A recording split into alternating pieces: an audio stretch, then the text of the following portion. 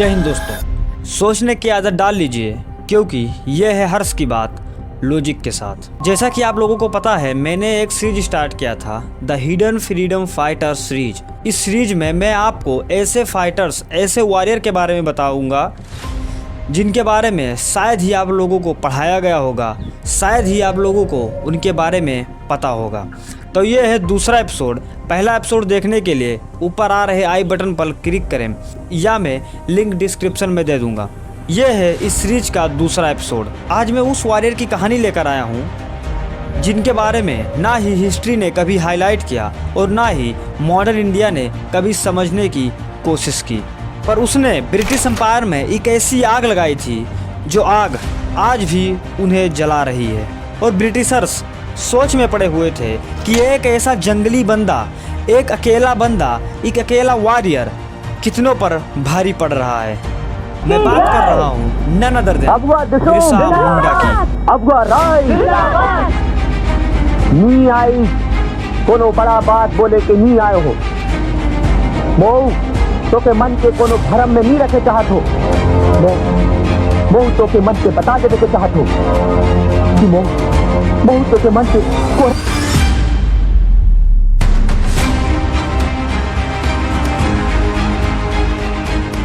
15 नवंबर 1875 जब बिरसा मुंडा पैदा हुआ था एक छोटे से गांव उलीहाटू में, जो आज के झारखंड में पड़ता है। वो भी एक ट्राइबल था मुंडा कम्युनिटी से, एक ऐसी कम्युनिटी जिनका रिश्ता जंगल से, ज़मीन से और पानी से था।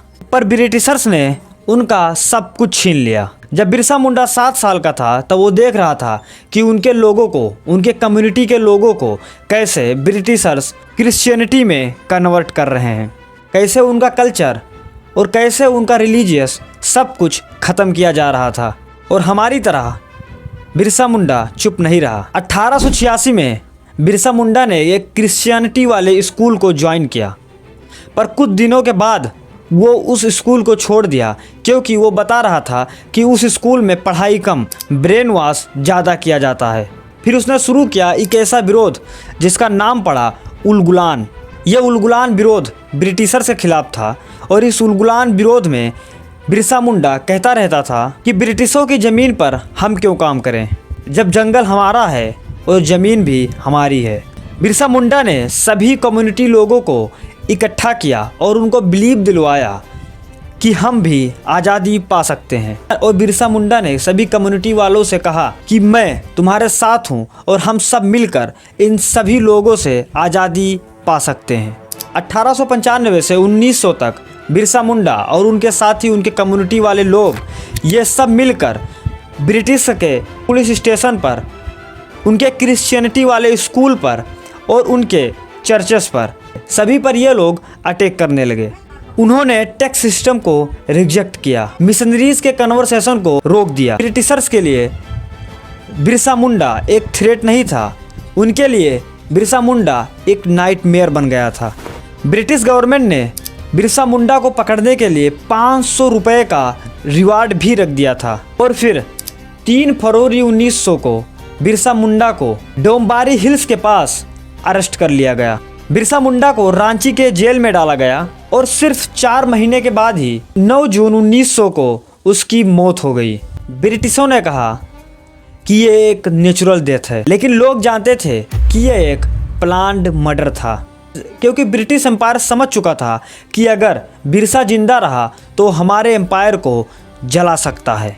बिरसा मुंडा सिर्फ 25 साल की उम्र में शहीद हो गया, लेकिन उन कम्युनिटी वाले लोगों के अंदर एक सोच छोड़ गया, फ्रीडम की सोच। आज भी रांची के कई एयरपोर्ट उसके नाम से चलते हैं। वहाँ के लोग उन्हें भगवान मानते हैं। वहाँ पर उनका स्टैचू भी बनवाया गया है, उनकी पूजा भी की जाती है, लेकिन हिस्ट्री में उनका नाम क्यों नहीं है?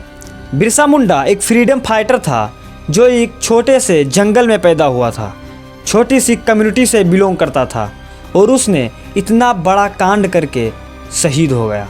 उसने अंग्रेज़ों को दिखा दिया कि ट्राइबल लोग भी संघर्ष कर सकते हैं और जीत भी सकते हैं। दोस्तों, आपने गांधी, नेहरू, भगत सिंह ऐसे कई लोगों के बारे में आपने सुना होगा, लेकिन उन अनसंग हीरोज़ के बारे में नहीं जो छोटे से जंगलों से निकलते थे, छोटी सी कम्युनिटी से बिलोंग करते थे, लेकिन बिना अपने मौत से डरे वो अंग्रेज़ों के खिलाफ खड़े हो जाते थे, अंग्रेज़ों से टकरा जाते थे बिना किसी हथियार के।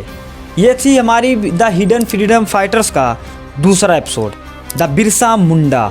अगर ये एपिसोड आपको अच्छा लगा है तो वीडियो को लाइक ज़रूर करें और इस वीडियो को अपने दोस्तों के पास ज़रूर शेयर करें, क्योंकि ये जो अनसंग हीरोज़ हैं इनके बारे में सभी लोगों को पता होना चाहिए। और जाते जाते कमेंट बॉक्स में जय बिरसा मुंडा ज़रूर लिख कर जाना और चैनल को सब्सक्राइब भी कर लेना, क्योंकि कल आएगा एक और भी नाम जो भारतीय इतिहास में नहीं है लेकिन भारतीय लोगों के DNA में ज़रूर है। तो मिलते हैं एक और बेहतरीन एपिसोड के साथ, तब तक के लिए जय हिंद जय भारत।